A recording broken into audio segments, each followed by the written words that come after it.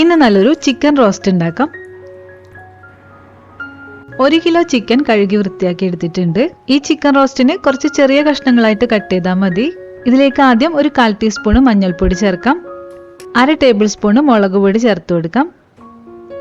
1 teaspoon ginger garlic paste ചേർക്കണം. ഒരൽപ്പം ചെറുനാരങ്ങ നീരും കൂടെ ചേർത്ത് കൊടുക്കാം. 1/2 ടീസ്പൂൺ അളവിൽ മതി കേട്ടോ.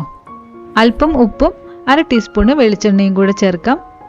ഇനി ഇതെല്ലാം കൂടെ കൈകൊണ്ട് നല്ലപോലെ മിക്സ് ചെയ്ത് മാറ്റി വയ്ക്കാം. അടി കട്ടിയുള്ള ഒരു പാത്രത്തിലേക്ക് 2 ടേബിൾ സ്പൂൺ വെളിച്ചെണ്ണ ചേർത്ത് കൊടുക്കാം. എണ്ണ ചൂടാകുമ്പോൾ 1/2 ടീസ്പൂൺ അളവിൽ പെരിഞ്ജീരകവും അല്പം കറിവേപ്പിലയും ചേർക്കണം.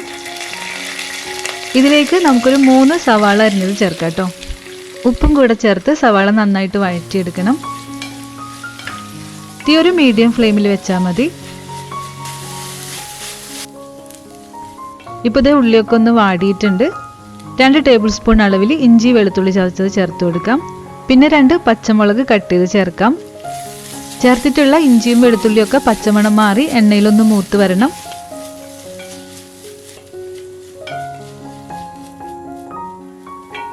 ഇപ്പം എല്ലാതും നന്നായി വാടിയിട്ടുണ്ട്. ഒരു പഴുത്ത തക്കാളി കട്ട് ചെയ്തിട്ട് ചേർത്ത് കൊടുക്കാം കേട്ടോ. തക്കാളി വഴറ്റിയിട്ട് കുറച്ച് സമയം ഒന്ന് മൂടി വയ്ക്കാം. തക്കാളിയൊക്കെ ഒന്ന് വെന്ത് വരട്ടെ. ഇടയ്ക്ക് തുറന്നിട്ട് ഇളക്കി കൊടുത്താൽ മതി.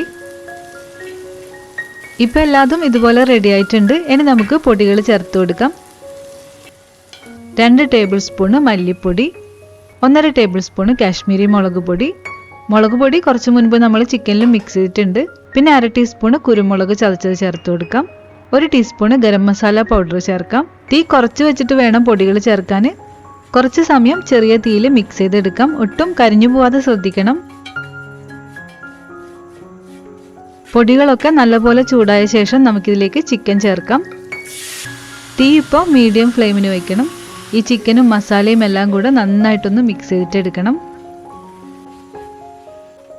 കുറച്ച് സമയം ഇതുപോലെ മിക്സ് ചെയ്യാം. ചിക്കൻ നല്ലപോലെ ചൂടാവട്ടെ.